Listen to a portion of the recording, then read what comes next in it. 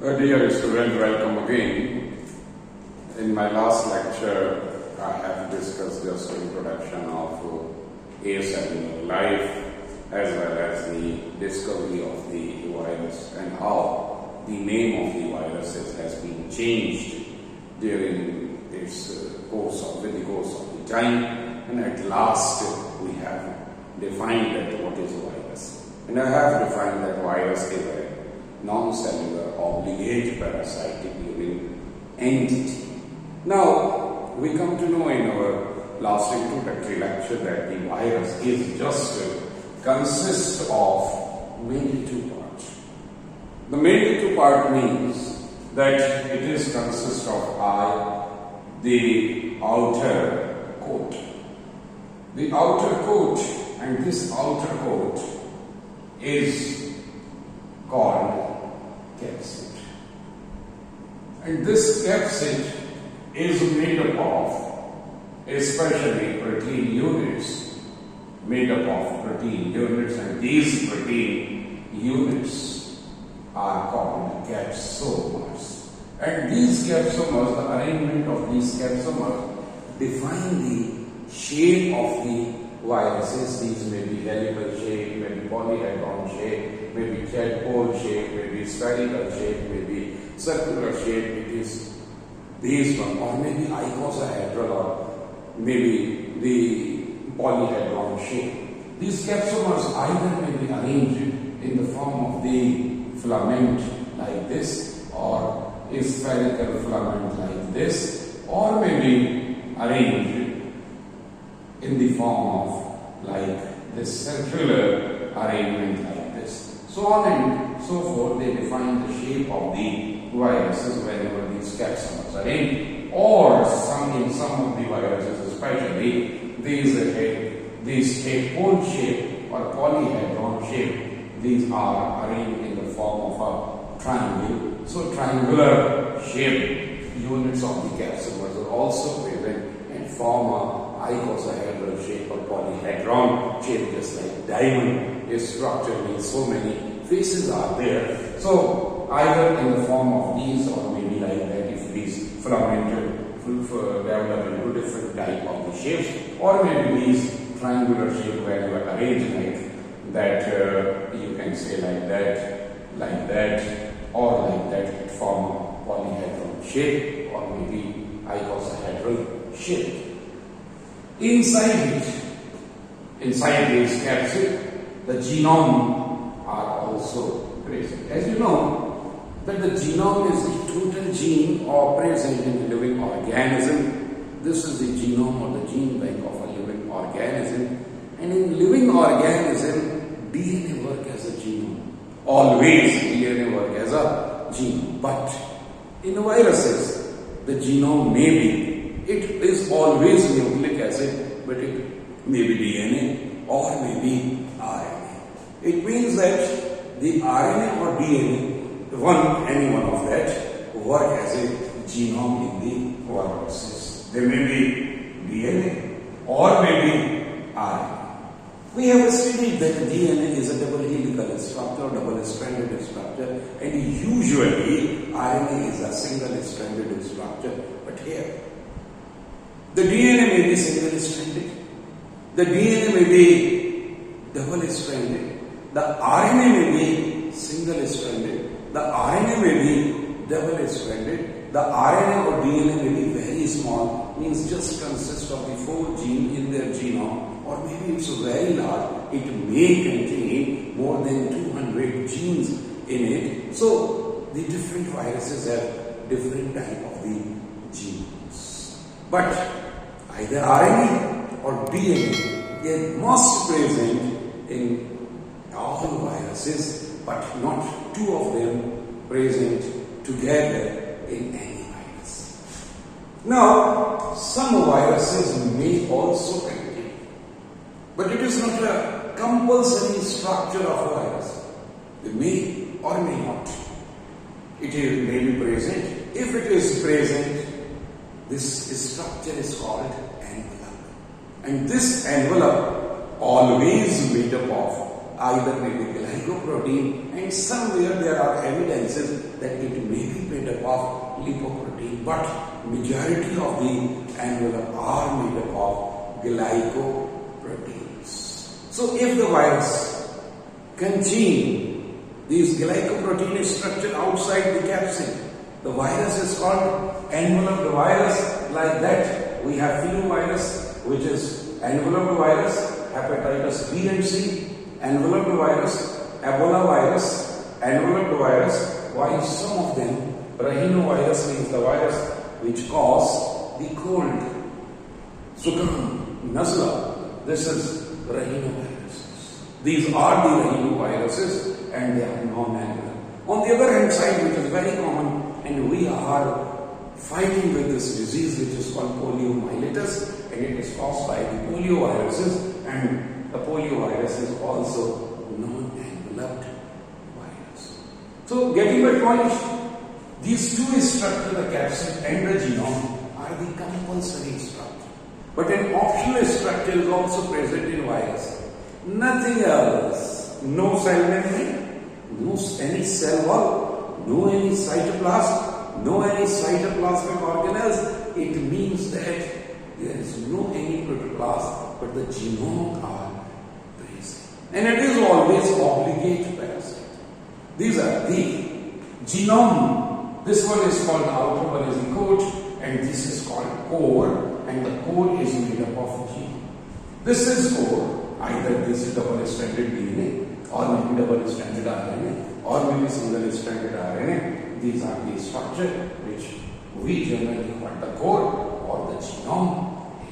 So we come to know that now after this discussion, the virus has two compulsory structures or two compulsory molecules, the capsid made up of protein, which is compulsory molecule protein, and some of the compulsory, some of the molecules are also present, that enzymes, these are also proteins. So, but the glycoproteins and also glycolipids are also present, which forms the envelope, but it is optional.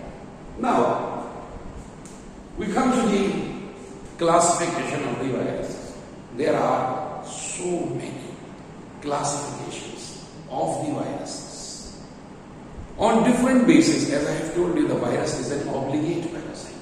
When we talk about it, the virus is an obligate parasite, it means that it is compulsory required the host. So we can classify viruses on the basis of the host. We can make three categories of these viruses. Either the phytophage, the phyto means plants. The phytophage means, and phage is the RD virus. Phage means to eat. It is just like to eat means to destroy. To destroy, to eat. It is not eating something like that. It's literally they are eating. No, it's not eating literally. But what is going on? They are destroying. That's why we use the word phagos, eating or engulfing like that. But it's not engulfing. Remember that one. Just like the mother-in-law say to her daughter-in-law that you have eaten my son. No, it's not like that. She is not eating, literally eating, but it means her means that she ate her son, is destroying her son. So the same is here, the phytophage. Plant viruses. The plant viruses, phytophage is which cause infection in plant. The plant viruses. Example are the TMV, means tobacco mosaic virus, as well as the scam, means cauliflower mosaic virus. So many other viruses are there, but we have just two examples of them. Zoophage, the viruses which cause diseases in animals. So many animal viruses are there around you. You are experienced of these type of the viruses by infecting you, and you have some different type of the viruses at the different stages of your life. Commonly the cold, commonly especially the flu. So we have a coronavirus recently, and it destroyed a number of the human beings. It's one of the type of the flu virus. Now after that, bacteriophage, the viruses which cause infection and destroy bacteriophage. Two common examples of the bacteriophage are the T phages and lambda. So many T phages are there, so many lambda phages are there, but on the basis of the well-developed tail fibers, if they have the well-developed tail fiber, they are called T phages. If they haven't got the tail fiber or they have very less developed tail fibers, not very well developed tail fibers are, if very less well developed tail fibers are there, then these are called the lambda phage, or tail fibers will be absent. These type of the viruses are called they are also called the tail pole viruses because their shape is like tail. On the other hand, if you don't like this time, it is very short and we have to go. So we can switch on to this one. We can classify viruses on the basis of the capsid. And the shapes may be helical shape, the shape may be polyhedron shape. These are the TMA we have discussed, means which cause the tobacco mosaic disease in tobacco plant, the tobacco mosaic virus, and its shape is helical structure. The whole molecule is like that. These capsid form be like this is filamentous, but it is formed like that. The helix. The capsomas form the helix structure, and inside it, this is the coat, and inside it, the RNA genome is present. This is a TMV. On the other hand, polyhedron adenovirus. Adeno tissues, they are present just at the pharynx of that one. Pharynx, some tissues are there, and these viruses attack on the. That's why these are called the adenovirus. Shape pole viruses, as I have told you. On the basis of shape, they are tadpole, and these are the bacteriophage usually. Enveloped viruses, as we have discussed, they have the envelope around their capsid, which is made up of the glycolipids. So, the filoviruses is one of the example. Hepatitis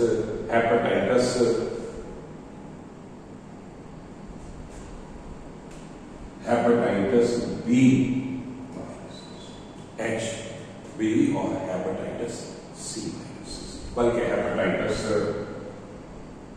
A virus and hepatitis C virus. And the other is spherical shape.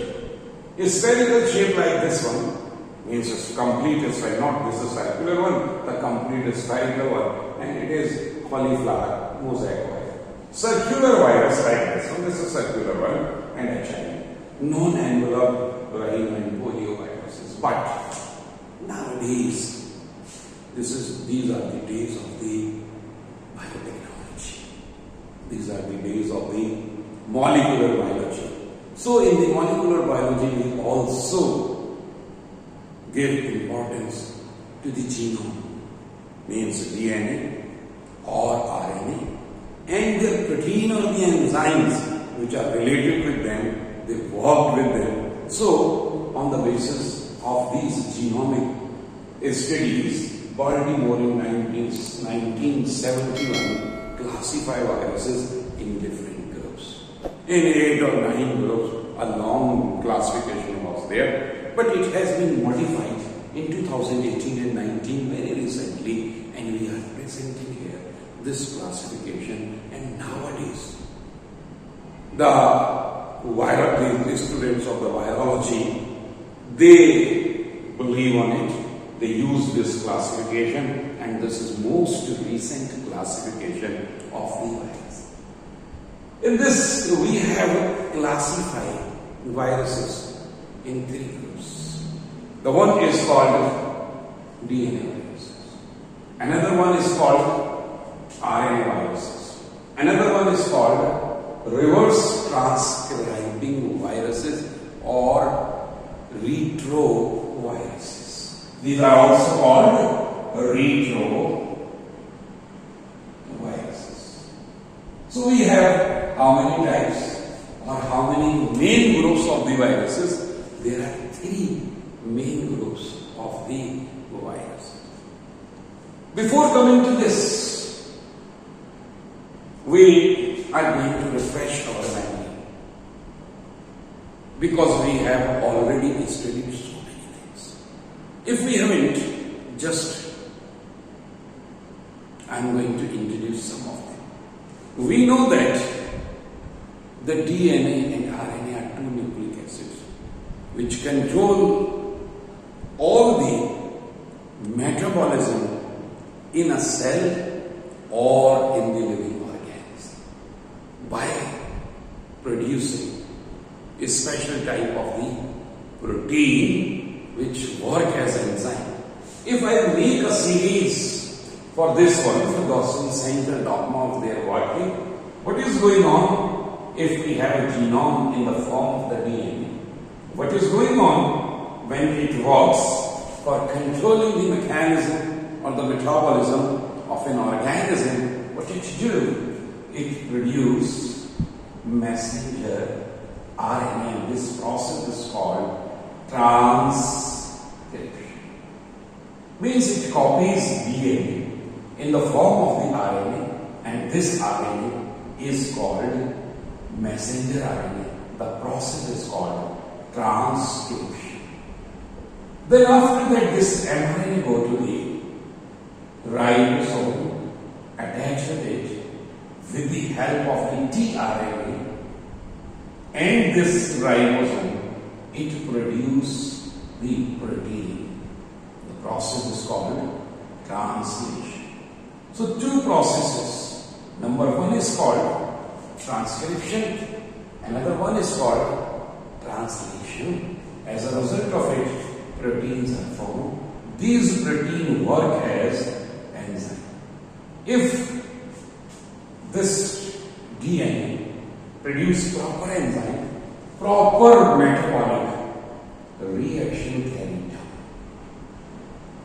This metabolic reaction, as a result of this metabolic reaction, a product is formed. And due to this product, a character or metabolism work. This is the central dogma to control the cell function by this DNA or gene or our genomes in different ways. This is the main procedure. Before coming to that, now we have a DNA virus. Generally DNA, as I have told you, generally the DNA is double-stranded, and these viruses has the same DNA which are double-stranded. What they do? They enter into the body or enter into the host cell, and after that they produce messenger RNA with the machinery of, with the metabolism of what?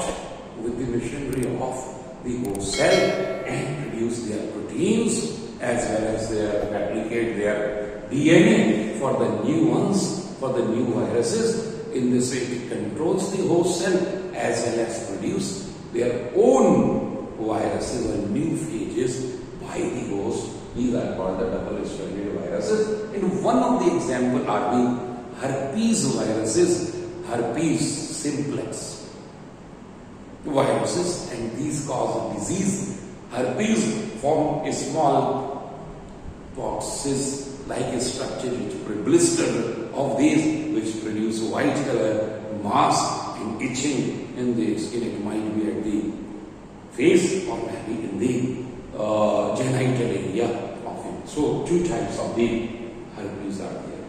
After that, single-stranded DNA virus. It's a unique one because the DNA is not found in the form of the single strand. Here, the DNA is present in the form of the single strand. But what happens when it enters into the host cell? What they do? They become double-stranded. Means they form their complementary copy. And then after that, when it becomes double-stranded in the host, then it forms the same procedure, develop messenger RNA and other metabolic effect and produce their own DNA. But whenever it is coming out as a new phage, after completing its life cycle, then again it forms a single-stranded DNA for the new phages. So one of the examples are the parvovirus. You are getting, I think, my point. What is going on? Whenever it enters into the host, it is single stranded. After entrance of it into host cell, it develops its complementary copy and form double stranded. Then after that, it forms a complementary copy in the form of the messenger RNA transcription as well as replication. But whenever it forms its new phages as a life cycle, then what happens? Again these double stranded DNA which is formed during phase 1 and they separate it. And the new phage will receive single stranded DNA, not the double stranded DNA. For the working in the host, they form double stranded DNA from single. But for their new progeny, for their new offsprings, you can say, they get one strand from it, enters into the capsid and coming out from the host cell as in new phages or new viruses. Now you are getting, I think, my point. These are the one of the example are the parvo. Now come to the another one. The another group of the viruses which are RNA viruses. The RNA viruses may be number one is one type of the double stranded virus. In a host, what they do? They become single stranded RNA and used for the translation and replication. One of the examples are the reovirus.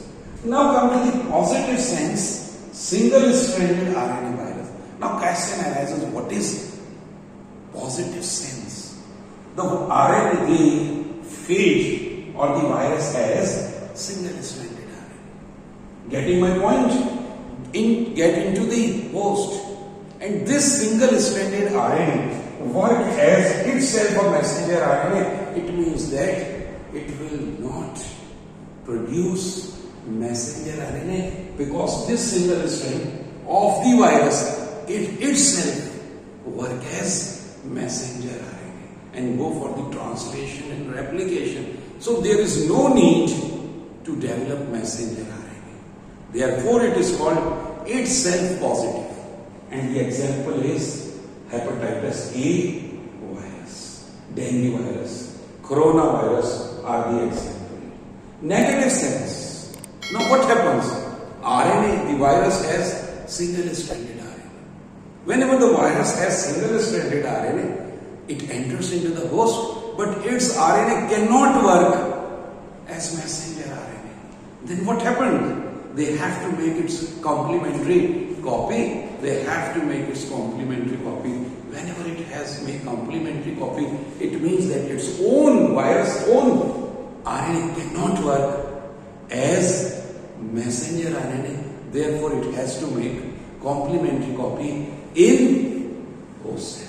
That's why it is called negative sense virus, because it is unable, its RNA is unable to work as messenger RNA.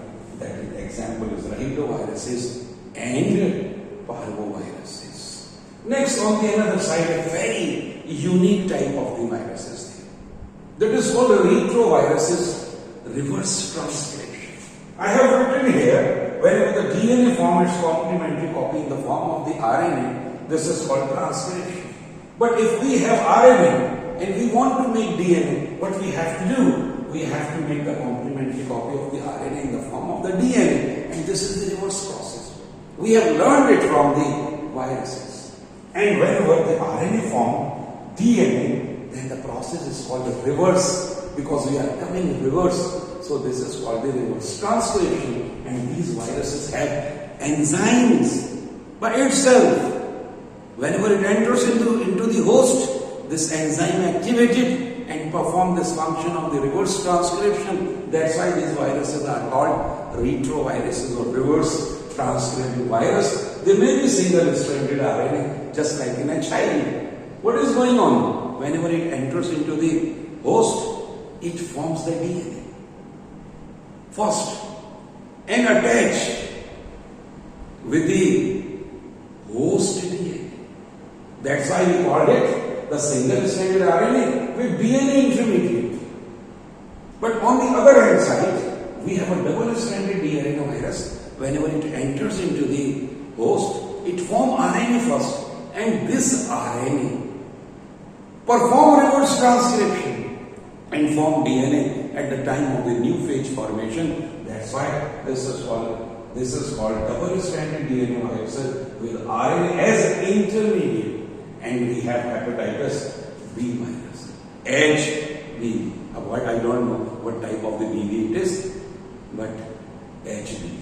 Might be high BV. So H stands for the hepatitis. I was kidding, just so joking that H is hepatitis, B is B, because we know that hepatitis has series of the hepatitis A, hepatitis B, hepatitis C, hepatitis D, hepatitis E, and so we are not stopping here just at the hepatitis C. So this one is the HBV, means hepatitis B viruses, and it is all about the classification of the viruses and introduction of the virus. Thank you very much. We will